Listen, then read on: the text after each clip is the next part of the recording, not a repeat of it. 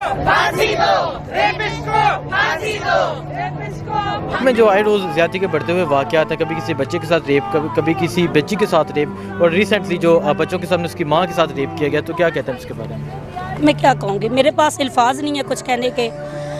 जैसा कि आप लोगों को पता है कि हमारा ये अभी का सिर्फ सिस्टम नहीं है, ये सदियों से ये सिस्टम चला रहा है कि कोई बच्चा महफूज नहीं है। मदरसों में हाल देख ले बच्चों का, जो हमारे बच्चों के साथ हो रहा है। एक गरीब वालिदैन अगर अपने बच्चे को मदरसे में दाखिल करवाता है तो उसके साथ क्या हो रहा है, बच्चियां स्कूल कॉलेजों यूनिवर्सिटियों में जाती हैं, उनके साथ क्या हो रहा है। और ये जो खातून, बहुत सारे लोग ये बात कर रहे हैं कि भाई शहरियत इजाज़त नहीं देती औरत अकेले, क्या पता उसकी क्या मजबूरी हो।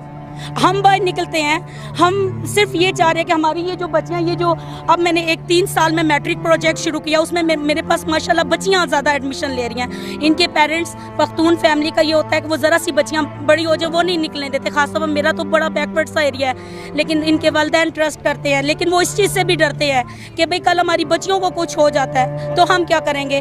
तो देखें, हम तो इन बच्चियों के तहफ़्फ़ुज़ के लिए, हम अपनी तहफ़्फ़ुज़ के लिए, हम और ख़वातीन के तहफ़्फ़ुज़ के लिए आज हम इस एहतजाज में शामिल हुए हैं। और हम चाह रहे हैं कि इस मुल्क में जो है वो सेफ बनाया जाए। अगर हम किसी टाइम भी हमें निकलता काम पड़ता है, हम निकलते हैं बाहर, हमें कोई भी जो है ख़तरा ना हो किसी किस्म का। आज मैं जो मर्द आज हमारा साथ नहीं दे रहे, मैं यही कहूँगी कि वो इस जुर्म में बराबर के शरीक हैं।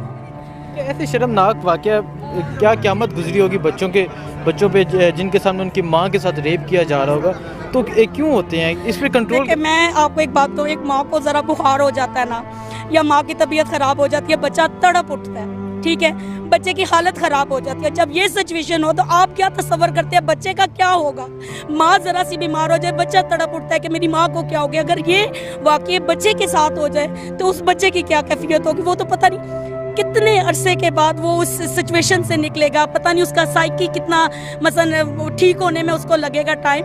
तो ये वाक़यात मैं हुकूमत से भी, सबसे बड़ी बात है कि आला इदारे जो हमारे अदलिया, आपने देखा, जैसे मैं इसमें वो चीज़ नहीं लाना चाहती, लेकिन जो हमारा इंसाफ का मेयार है, सबूत होने के बावजूद, वीडियो होने के बावजूद बाइज्जत बरी कर दिया जाता है। आप हमें बताएं, हम इंसाफ का किधर लेकर जाएं, हम कहाँ पे इंसाफ इन लोगों से मांगे, किधर से हमें इंसाफ मिलेगा।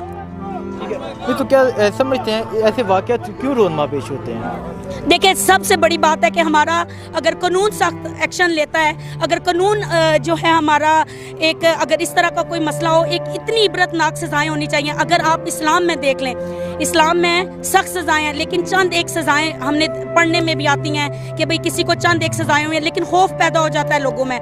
तो मैं ये अदलिया से बात करती हूँ, मैं हुकूमत से बात करती हूँ, मैं आला इदारों से बात करती हूँ कि खुदाया हमारा कानून जो है वो बेहतर होना चाहिए, 2 नहीं 1 पाकिस्तान होना चाहिए। और प्लीज़ मैं आपसे अपील करती हूँ, बेशक ये मेरी हुकूमत है और हमें इमरान खान पे बहुत ट्रस्ट है, और यकीन माने अल्लाह के बाद हमारी आखिरी उम्मीद खान साहब है, और हमें पता है कि इमरान खान ने ठीक कर लेना है, लेकिन हम जल्द अज जल्द ये चीज़ें सही चाहते हैं। तो क्या चाहते हैं ऐसे दरिंदों को जो सख्त सजाए। मैं इस पे मैं कहती हूँ, लोगों ने सोशल मीडिया पे एक ट्रेंड चला हुआ है कि फांसी दो, क्या होगा फांसी से, 2 मिनट के लिए वो लटक जाएगा, बस खत्म। पत्थर मारने चाहिए, उसको संसार करना चाहिए, ताकि जितने पत्थर उस बंदे को लगे, जितने उस बंदे को तकलीफ हो, वो महसूस करे कि जब मैंने किसी के साथ ज्यादती की तो वो भी इतनी ही तकलीफ और मुश्किल से गुजरा होगा। आप ये बच्चों को पढ़ा रही हैं, आप इन बच्चों की परवरिश करती हैं, इन्हें कहीं दूर दराज इलाके से लाके, आप तो क्या कहते हैं आप? देखिए, मुझे आज अगर मैं यहाँ पे आई हूँ ना, तो सिर्फ इन बच्चियों के तहफ़्फ़ुज़ के लिए और पाकिस्तान की बच्चियों के तहफ़्फ़ुज़ और ख़वातीन के लिए। क्यों कि ये बच्चियाँ हमारा सरमाया है, ठीक है। अगर आज ये घर बैठ जाएंगी ना इस डर से, ज़ाहिर सी बात है जब इन वाक़यात पे रोकथाम नहीं होगी तो वालिदैन में तो खौफ की लहर दौड़ेगी। वो कहेगा कि हम क्यों अपनी बच्चियों को बाहर निकालें, हमारी बच्चियां 4 दीवारी में महफूज हैं। खैर, आज तो ये हालात हो गए हैं कि 4 दीवारी में भी हमारे कोई जो है महफूज नहीं रहा। लेकिन इसमें मैं ख़वातीन से भी कहती हूँ, बड़ा अहम रोल माओं को ख़ास तौर पर करना है कि अपनी सिर्फ बच्चियों के नहीं, बच्चों को भी समझाएं। जब बच्चा भी गलत काम करके आए तो लगाएं उसे भी कि भाई तुमने गलत किया है। लड़कियों को इज्जत दें, ख़वातीन को इज्जत दें, और जितने भी, मैं कहती हूँ कि कोई बेटी और बेटियों में फ़र्क ना करे। आज हमारी बेटियाँ भी माशाल्लाह बेटों से कई गुना बढ़ के काम कर रही हैं। मुल्क में जो ज़्यादती, रेप, कत्ल के बढ़ते हुए वाक़यात हैं, तो क्या कहते हैं इसके बारे में? बिस्मिल्लाहिर्रहमानिर्रहीम। आपका चैनल जो है वो बहुत सारे इशू पर उठाता है। आज जो स्पेशली तौर पर आप जो इंटरव्यू कर रहे हैं, एक उस माँ के साथ उन बच्चों के सामने जो ज्यादती है, आप यकीन करें कि इससे बड़ा वाक़या नहीं देखा, न सुनने में आया। और दूसरा, आपने सुना कि वो पुलिस वाला वो क्या कह रहा है? वो कह रहा है कि रात को 12 बजे जो है ना ख़वातीन बाहर ना निकलें। मुल्ला कह रहे हैं, वो मुल्ला कह रहे हैं कि वो घर से बाहर ना निकलें, वो औरतें जो है ना मेकअप ना करें या सर पे दुपट्टे ना लें। यार किस तरफ हम जा रहे हैं? आप मस्जिदों में, मदरसों में छोटी बच्चियों के साथ, 8 साल की बच्ची के साथ रेप कर सकते हैं?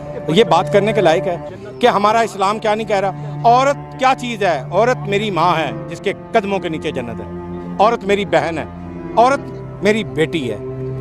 मैं समझूं एक औरत को, औरत से बढ़कर हमें इस्लाम ने इतना बड़ा तोहफा दिया।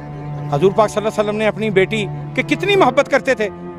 मैं समझता हूं कि आज इन्होंने देख लें, आपके सामने वर्दियां चेंज की, कोई फ़र्क पड़ा पुलिस को? इन्होंने पुलिस मुकाबले, ये रवायती है पुलिस।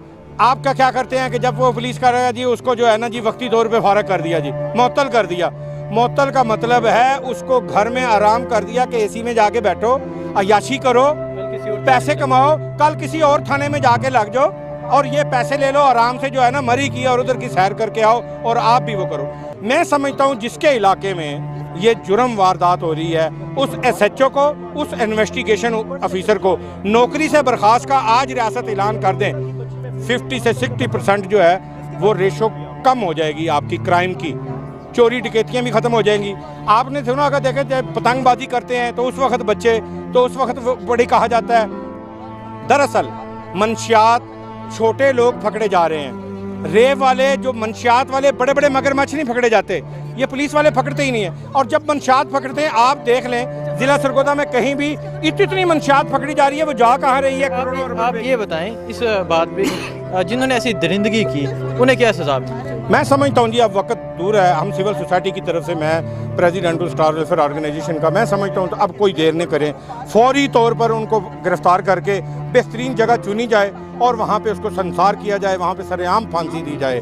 कोई गुंजाइश नहीं है। कानून पास हो जाना चाहिए फौरी तौर पर। जो बच्चों के साथ, ऐसा औरतों के साथ जो भी जुल्म कर रहा है, उसको सरेआम जो है वो फांसी पे लटका दिया जाए। तब क्राइम में कमी आ सकती है। और इनकी काउंसलिंग की जाए, इनको देखा जाए कि कोई भी रिश्वत वाला, पुलिस वाला पकड़ा जाए, उसको मुअत्तल ना किया जाए, उसकी कोई इंक्वायरी ना हो, उसकी आम आदमी की तरह ही वो सीधा जाए जेल और वहाँ से जनाब वो अपने घर जाए। उस बच्चों की माँ का जो आखिरी बयान था, पुलिस को जो बयान दिया गया कि मुझे भी गोली मार दो, मुझे जीने का कोई हक नहीं है, तो क्या दर्द होगा, क्या क़यामत होगी उस माँ पे जिसके बच्चों के सामने उसके। आज हम उस बहन के लिए आए हैं और उसी बहन के इन लफ्ज़ों के लिए आए हैं। बिल्कुल वो ठीक कह रही है कि मुझे जीने का कोई हक नहीं है, कि जिन बच्चों के सामने मेरे साथ ज्यादती हो रही है, मतलब बात भी नहीं हो सकती, इस पर बात भी नहीं हम लोग कर सकते। वो बिल्कुल ठीक कह रही है कि आज यहाँ पे इस रियासत में हो क्या रहा है। यहाँ देख लें कि करप्शन का आलम है और जिस तरीके से इस तरह बच्चों, एक छोटी सी बच्ची जो है मासूम जाती है, छोटी सी बच्ची मासूम जाती है बाहर और वो भी अपनी इज्जत लुटा के आ जाती है और उसको अगवा कर लिया जाता है, बोरी में डाल दिया जाता है। आज औरत तलाक के लिए जाती है तो तब उसको मसाइल हैं। आज औरत अपने हक के लिए बाहर निकलती है कोर्ट में, तब मसाइल हैं। थाने जाती है तब मसाइल हैं। अगर रोड पर निकलती है तो तब मसाइल हैं। कब ख़त्म होगा? कौन करेगा? पैसे तो ये ले रहे हैं, अरबों रुपया तनख्वाहें ले रहे हैं, अरबों रुपये की ग्रांटें ले रहे हैं, अरबों रुपये की ये वहाँ पर मुराद ले रहे हैं, वो कहाँ जाती है?